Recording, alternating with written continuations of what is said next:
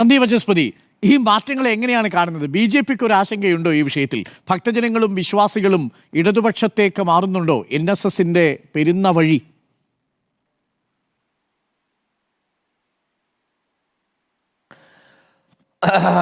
ചർച്ച തുടങ്ങിയിട്ട് 45 മിനിറ്റായി ശ്രീ അരുൺകുമാർ. ഇനിയിപ്പോൾ എത്ര സമയം ചർച്ചയുണ്ടെന്ന് എനിക്കറിയില്ല.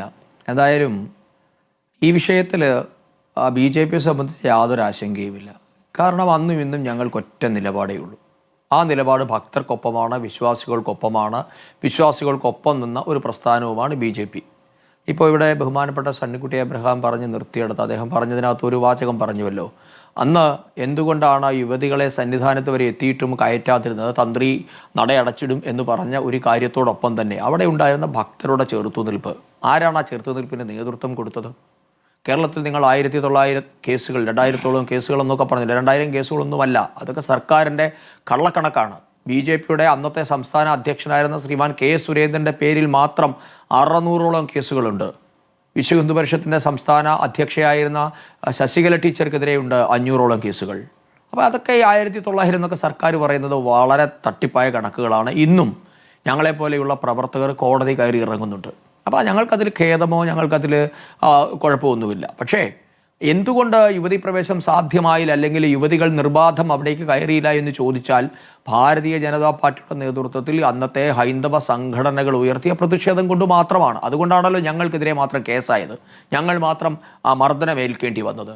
ഇവിടെ ഇപ്പോൾ താങ്കൾ ചോദിച്ചൊരു ചോദ്യമുണ്ടല്ലോ, ഈ CPM ഇതൊക്കെ കാണുമ്പോൾ എന്താ തോന്നുന്നത്? ഇതൊക്കെ കാണുമ്പോൾ സത്യത്തിൽ അവജ്ഞയും പുച്ഛവുമാണ് തോന്നുന്നത്. കാരണം നിങ്ങൾ നോക്കൂ, CPIM ഒരു കുറ്റി അടിച്ചതിന് ശേഷം അതിന് ചുറ്റും അവർ തന്നെ കിടന്ന് കറങ്ങുകയാണ്. അവരൊരു സമയത്തൊരു നിലപാട് പറയും, അപ്പോൾ കുറേ നമ്മളിപ്പോൾ ആധുനിക ഭാഷയിൽ പറഞ്ഞ അന്തം കമ്മികളായ ചില വിവരദോഷികൾ പാർട്ടി പറഞ്ഞ നിലപാടിന് പുറകെ പോകുന്നു.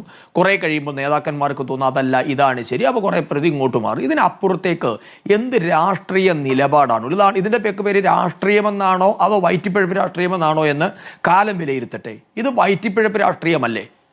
നിങ്ങൾ എന്തായിരുന്നു, ഞാനിപ്പോൾ ഇവിടെ പോസ്റ്റ്മോർട്ടത്തിനൊന്നും തയ്യാറാകുന്നില്ല, പക്ഷേ ഓരോ ഘട്ടങ്ങളിൽ നമ്മളെ ഒരു രാഷ്ട്രീയ പ്രസ്ഥാനത്തിൻ്റെ നിലപാടായി അല്ലെങ്കിൽ അവരുടെ നയമായി കണക്കാക്കുന്നത് എന്താ?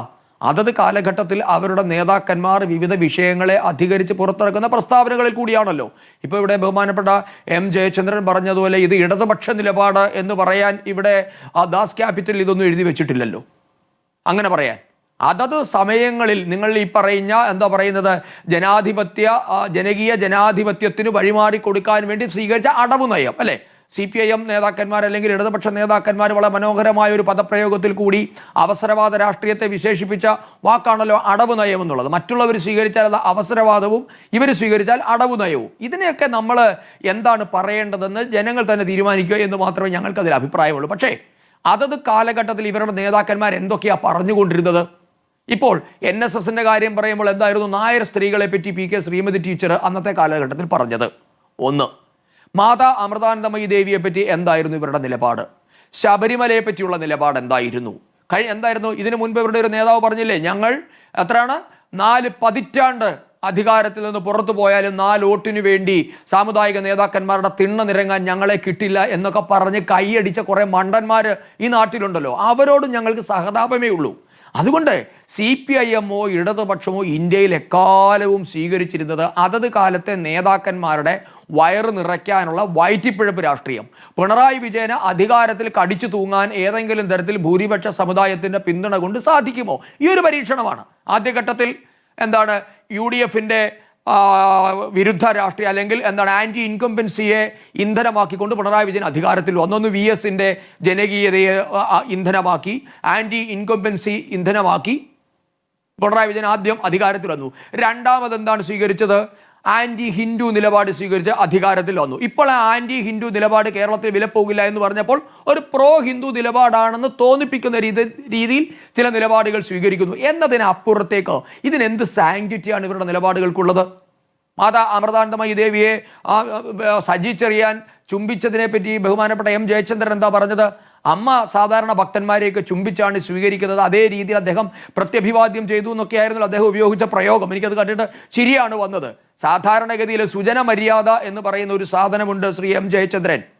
ഓരോ മണ്ഡലമാസ കാലഘട്ടത്തിലും നട തുറക്കുമ്പോൾ ഈ ദേവസ്വം മന്ത്രിമാരായിരിക്കുന്ന ചില വിഡ്ഢിക്കോമരങ്ങളുണ്ടല്ലോ, അവർ കെട്ടും കെട്ടി മല കയറാറുണ്ടല്ലോ. അവിടെ ചെന്നിട്ട് കൈയും കെട്ടി നിൽക്കുന്നതോ അപ്പോൾ ഒരു സുജന മര്യാദയും പ്രത്യഭിവാദ്യവും ഒന്നും ഞങ്ങളാരും കണ്ടിട്ടില്ല. ശ്രീ എം ജയചന്ദ്രൻ, അവിടെ എന്താണ്, അവിടെ നട തുറക്കുമ്പോൾ ഒരു കൈ എടുത്ത് തൊഴാൻ ഉള്ള മര്യാദ കാണിക്കാത്തവന്മാർ 4 വോട്ടിന് വേണ്ടി അമൃതാനന്ദമയി ദേവി എന്നല്ല, നാളെ നിങ്ങളിപ്പോൾ പുച്ഛിക്കുന്ന ഭാരതാംബയെ പുകഴ്ത്തും. നാളെ നിങ്ങൾ കാവിക്കൊടിക്ക് കീഴിൽ അണിനിരക്കും. യാതൊരു തർക്കവുമില്ല. ഞങ്ങൾക്ക് ഇതൊക്കെ കണ്ടിട്ട് ഞങ്ങൾക്ക് ഗൂഢമായ ഒരു ആനന്ദമാണുള്ളത്. കാരണം ഇവരെന്തിനെയൊക്കെ തള്ളിപ്പറഞ്ഞോ, ഇവരെന്തിനെയൊക്കെ നിഷേധിച്ചുവോ അതിനൊക്കെ ഇവർ അടിമപ്പെടുകയാണ്. ഒരു കാലഘട്ടത്തിൽ എന്തായിരുന്നു വിശാല ഹിന്ദു സമ്മേളനം 982 നടന്ന വിശാല ഹിന്ദു സമ്മേളനത്തിലാണ് കേരളത്തിൽ കർക്കടക മാസത്തെ രാമായണ മാസമായി ആചരിക്കാൻ തീരുമാനിച്ചത്. ആരുടെ തീരുമാനം? വിശ്വ ഹിന്ദു പരിഷത്തും RSSും അടക്കമുള്ള സംഘപരിവാറിന്റെ തീരുമാനം.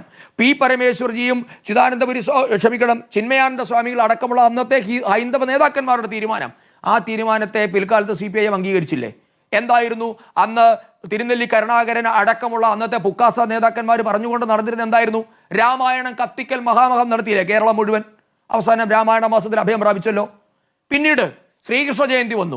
കേരളത്തെ മുഴുവൻ ശ്രീകൃഷ്ണ ജയന്തി അഷ്ടമിരോഹിണി ആഘോഷിക്കണമെന്ന സംഘപരിവാറിന്റെ ആഹ്വാനം കേരളം മുഴുവൻ ഏറ്റെടുത്തപ്പോൾ AKG സെന്ററിന്റെ നിലപാട് എന്തായിരുന്നു? കുട്ടികളെ വർഗീയതയിലേക്ക് നയിച്ചുകൊണ്ട് പോകുന്നു എന്ന് പറഞ്ഞു വലിയ കോലാഹലം ഉണ്ടാക്കി. ഇപ്പോ ആരാണ് ശ്രീകൃഷ്ണ ജയന്തി നടത്തിക്കൊണ്ടിരിക്കുന്നത്? ഇപ്പൊ ഞങ്ങളെ കുറച്ചു കാലം കഴിഞ്ഞാൽ നിങ്ങളെയും ശ്രീക്ഷേത്രം നടത്തുക. ഇവരെയൊക്കെ തിരിച്ചറിയാൻ പറ്റാതെ വരുമോ സന്ദീപ് വചസ്പതി? അതൊരിക്കലും വരില്ലല്ലോ. കാപട്യത്തെ തിരിച്ചറിയാനുള്ള വിവരം എന്നും മലയാളിക്കുണ്ടല്ലോ.